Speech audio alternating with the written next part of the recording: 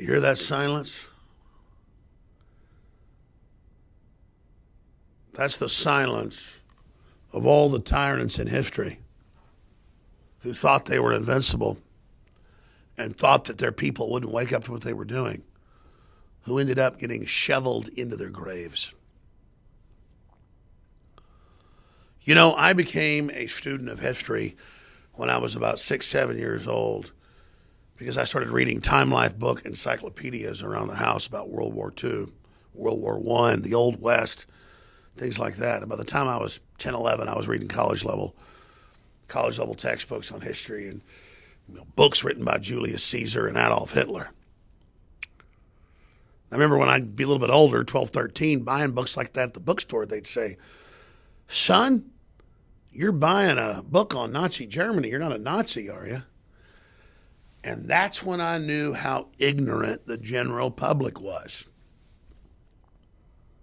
If you buy a book,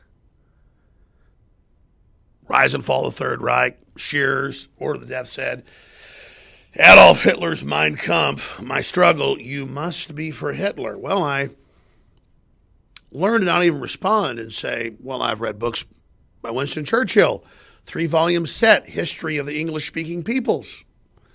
Doesn't mean I'm an Anglophile or an agent of the British crown, which is really a Transylvanian crown flying under a German crown of the Saxe-Coburg-Gothas of the formerly established and now defunct Austrian-Hungarian Empire that was dethroned during World War I, attempted to reassess itself in World War II, was finally decapitated.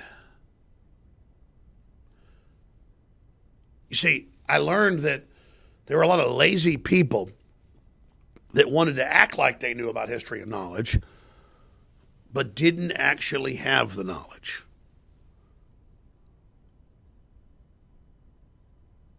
And that's why in 2018, without even wanting it, without even seeking it, I have a sickening amount of power that scares the Soros crowd and the globalists to death. And, you know, they got this big fake lawsuit against me that's 70 pages long. 90% of it's fiction. It's got all this fake stuff. It claims I'm commanding Congress, the president, because they've connected these dots. But the truth in it is the spirit of Renaissance and American reawakening is commanding us all, but as shuttered individuals who aren't open to the universe, they don't even get that. So that said, I'm up here on Saturday night on St. Paddy's Day. I'm not wearing green, even though I'm part Irish. My daughter is even more Irish because her mommy's half Irish. I'm not patronizing you by wearing green. I actually looked for a green shirt earlier. Where my green shirts are, I don't know. But the point is that if you look what the Irish went through and everybody else has gone through under Imperial Britain, it's not a British conspiracy we face. It's corrupt elites that conquered powerful Brittany, that used the power of those tribes and people and was left with the Roman technologies of control to project power into the world, combining forces with the black nobility of the Venetians to set up the modern anti-human system we now face. And so I'm here trying to explain to people how this stuff really works from their own admissions. And they think you're such fools that they'll just tell you it doesn't exist, don't look at it, and you won't. And the globalists have told me, Alex, they'll never listen to you. In fact, they'll tear you apart for warning them. The fact that you even care about these things means you should be with us. But then I study the globalists and how inbred they are and how unhappy they are and all the weird stuff they're involved in, and I cannot join them. So my job is to simply warn all of you that the decisions being made about your future and that the globalists are out of control and they're very, very bad people.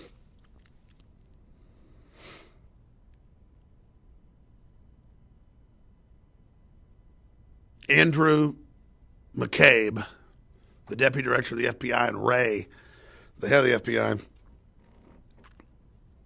the way the media acts, the control corporate media, they're our presidents. But they're just political hacks put in power by Bush Sr. and Bush and Obama and the Clintons. And they covered up all the crimes, the communist Chinese takeover of America and the sellout of our nation and our deindustrialization, the conquering of the country. But 2 minutes to midnight,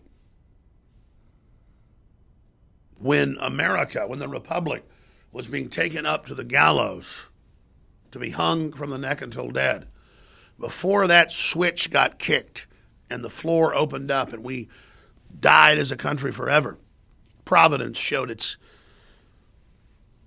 face again, its old face, smiling face of an old man,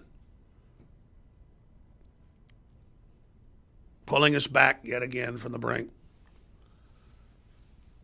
And just a spirit of life, a spirit of success, a spirit of joy, a spirit of future endeavors, a spirit of believing in humanity came back into the world like a sunbeam cutting through the tempest. And that's where we are right now. You can feel the energy tectonically shifting. You can feel all the old scores and all the old battles, all the repercussions, the percussions of past battles echoing through the space-time continuum and bouncing back from the future to where we are. We can all tell that we're in an amazing moment in history right now. And that's why I struggle before I do these live feeds. Like, how do I articulate the gravity, the depth, the importance, the historical nature, the timelessness of where we are? You know, if you actually study what's come out in Congress and what's confirmed,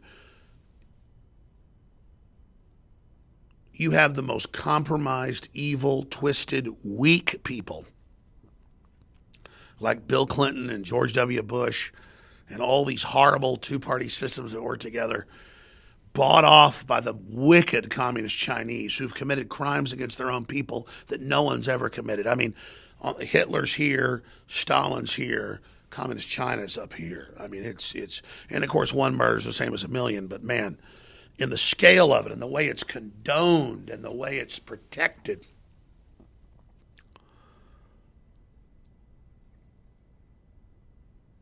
So here we are, and I've watched what's happened. I always go with my gut, at least in the last decade. I didn't used to follow it. The more I follow my gut, everything's okay. Problem is now I just follow it. I intellectually study things, but now I at 44, I've just learned to just go with it, and everything's so much better. You know, they had that famous Trump quote where he said, you know, I used to mind myself with details and obsess over things, but the deepest thing I ever did was to start going with just my first assumption, and that was the deepest thing in my life, was being shallow. And people didn't get how zen that statement was. They thought, oh my God, look at this asshole. He's saying the deepest thing he ever did was being shallow. You ever ignored your woman's intuition? Because women consciously, statistically, aren't as good as men at making decisions on the battlefield. But decisions about the house to buy or the job to have or the man to be with or the intuition about street smarts, the women have it. We balance that out together. So in closing here, I just want to say this. I have watched Trump in a compendium of what he's done. And always when something looks like a betrayal, it turns out to be the opposite. But I have guiltily not gone with my gut the last 6 months sometimes and attacked Trump on issues just so I could feel like I was being fair. But if somebody wanted you to cut your baby in two so that they'd get one half of it, that wouldn't be fair. And then it turns out my gut about Trump's been right. And McCabe and all of them set up a criminal network inside the Justice Department and then paid for fake dossiers and ordered FBI agents that found no evidence to alter the 302s. That's all over the news now. That's breaking. And I mean, that each count of that is a felony. That's a federal court document. That's perjury because they see the FBI agents as officers of the federal court, almost like lawyers. And so that's how they're able to say if you lied to an FBI agent in an interview, it's the equivalent of lying in court federally. Well, that having someone alter a 302 is the same thing. And I'm not here to kiss the FBI's ass. I'm here to be honest. In my experience, the average FBI agent's dedicated, smart, hardworking. Rob Dew's uncle's retired FBI guy, Navy SEAL, decorated, patriot. I won't say what he's told us behind the scenes privately. Maybe if Dew wants to, but he said we're basically know what we're talking about. And so he's not Rob Dew's uncle's not the enemy. The media tries to act like if we're mad at political corruption inside the government that we hate the whole government. That's not the case. So the magnitude of what's going on is unspeakable. Everyone knows that I don't come on air and say, oh, we're winning. Oh, it's all over next week. Oh, Hillary will be indicted next week. I don't do all that stuff. People used to think I was super negative when we were way behind. I would admit we were way behind, but I would explain that if we didn't fight back, we'd get pushed over and totally enslaved. Now, we are not way ahead because in the time space of all these decades, they're way ahead. But let's say they're this far ahead. We're like warping right now. Like they realize we're about to be ahead. Like it took them 100 years of globalists and robber barons, the British Empire manipulation to get up here. And just in 5 years, and that's why they're like, that's the point. They don't know what to do. We're about to win. And I'll use the cheesy analogy of Terminator.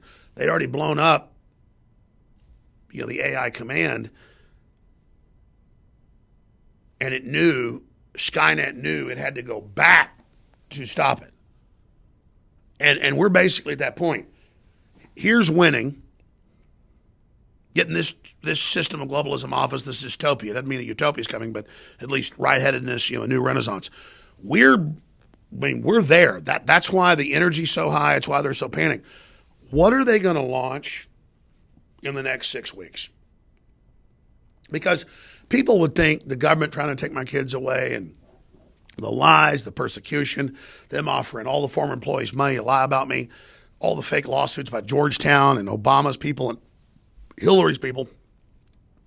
They think I'm sitting there like with a bank ledger going, oh, I got this much money. Oh, that's against me. And the left thinks I'm like them, like they attack me and it's all about me. So, I'll pull back because of peer pressure. I go towards the attack. And again, that's not like even anything special. That's what you do if you're trying to change the world. So I've never been more alive. I've never been freer. And then, there's the globalists already know this. The phone's already tapped. Well, I used to think like a couple of years ago, this was like patronizing me when I'd be on the phone with some top retired general, recently retired, or high-level CIA people, current, former, or people in Hollywood or whatever. I used to think it was like a patronizing, like, what do we do, Alex? We're waiting for you to lead, Alex. What are we supposed to do? What do we do?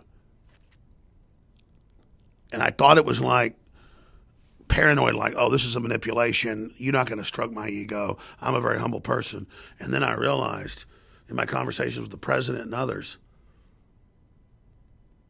when the president just says, we're going to make it, our spirit's strong, we got to believe in God, we're going to make it to the other side, be strong, I'm going to be strong, it's going to be hard, that all of us, man, woman, and child, black, white, old, young, Asian, Hispanic, whatever, as long as we love God, we're all equal. We are peers. We're peers with Trump. He's peers with us. He's just got a lot of strength. He's connected to God. He understands what's going on. He is putting a very strong face on for everybody, and it's happening. And I've had leaders of the most elite military teams there are tell me, Alex, you're too humble. We're waiting for leadership. What are we supposed to do? What do we do? And I'm like, is that an ego thing? They're like, no, you've already done this. We understand you're for real, and you're specialized in this. What do we do? And it's the same thing I just say to them. Just keep telling the truth and whatever you think's best, and you need to be a leader as well. And I don't tell you that stuff to brag, folks. I don't tell you that to brag. I tell you that because this is real. And what Infowars has them scared. And what is it? I don't get off on seeing a crippled kid. I don't get off on having a bigger house than somebody. I don't get off on having knowledge. I want to share it. And that's why they think Trump's mentally ill. It's why they say I have a dark heart and I'm a monster. Because to them, you don't give that knowledge. People that have this knowledge, you don't give it to the profane. You understand? But I instinctively want knowledge from people that have more than I, and I want to give you the knowledge I have, and I believe in you. But these sick people, they believe that they've got to bring somebody down.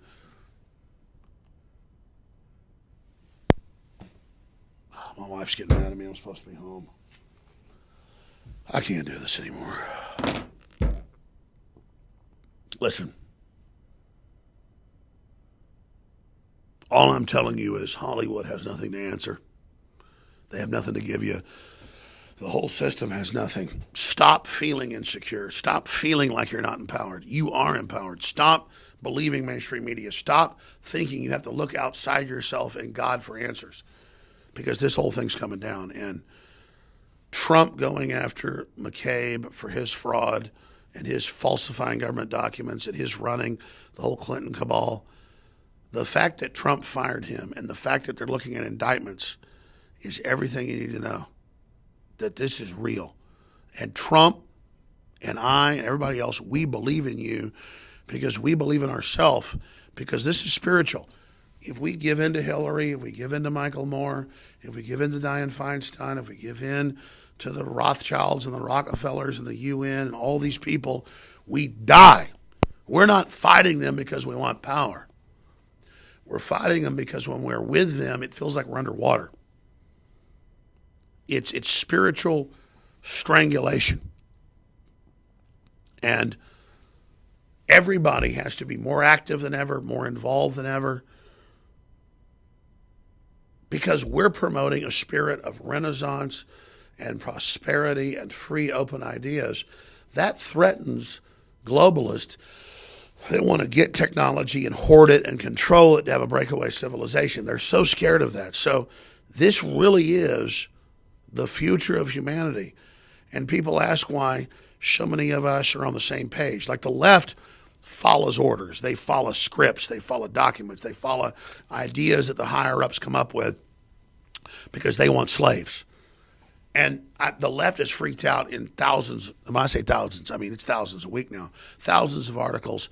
They go, Trump was giving a speech at the same time as Jones, and they said the exact same thing.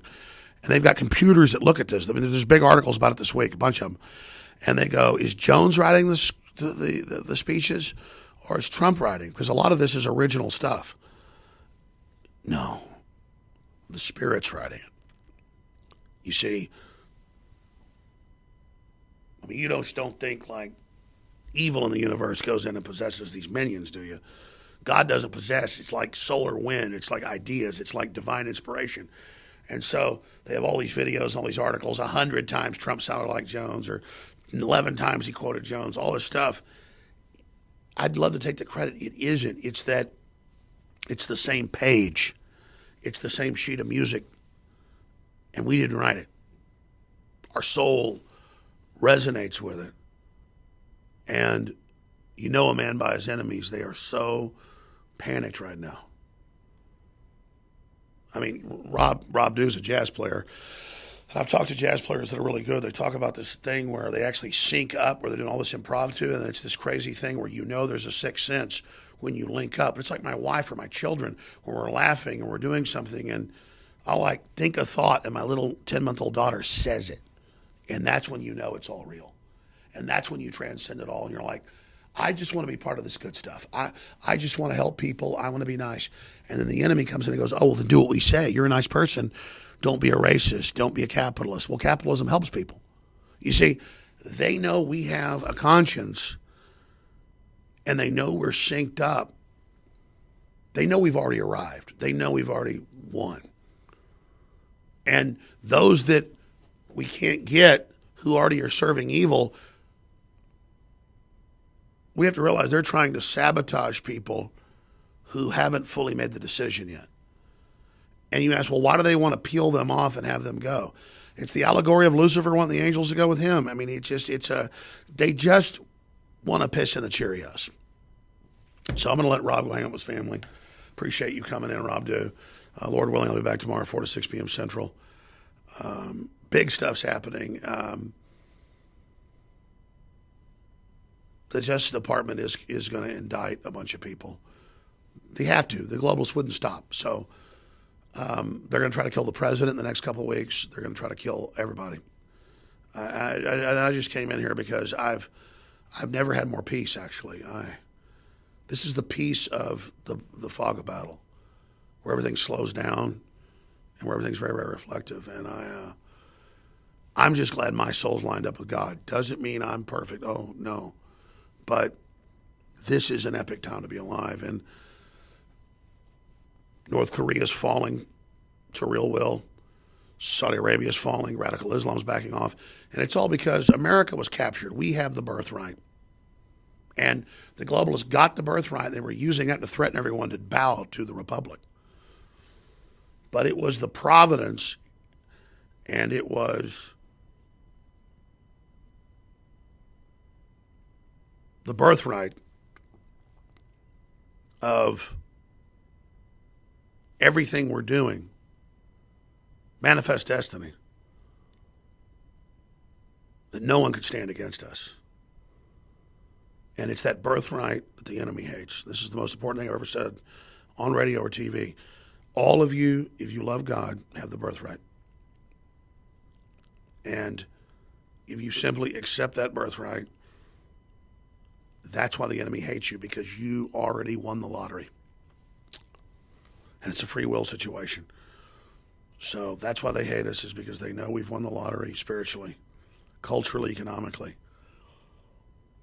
And they point out where we've stumbled and where we're not perfect. God knows we're not perfect, but we love God. And just because we have a dark side doesn't mean we choose the dark side. So that's really what matters, is that we have our soul right with God. And when I'm fighting the New World Order, when I'm fighting the globalists, when I'm being persecuted, it's like I get closer to God. And that's all that really matters. So I want to thank our enemies for the attacks. I don't want to sit there. No, I don't physically enjoy it. I don't temporally enjoy it. But at the same time, it's the animating contest of liberty. So have a great St. Patrick's Day. I'll be back tomorrow, 4 to 6 p.m. Central. Thank you, Rob, for coming in. And big things are happening. Pray for Trump. Pray for America. Pray for life. Pray for justice. Pray for a future for humanity. And pray that those that are not completely turned over to evil seek their heart and really look at who they've joined with. And if they're not totally turned over to the consciousness-killing, psychic dimensional vampire that is Lucifer, that the whole universe and endless futures, things you can't imagine, are waiting for you if you just choose life. But you have to have free will, and you had to be tested. And this is the time. All right, that's it. I'll shut up. God bless you.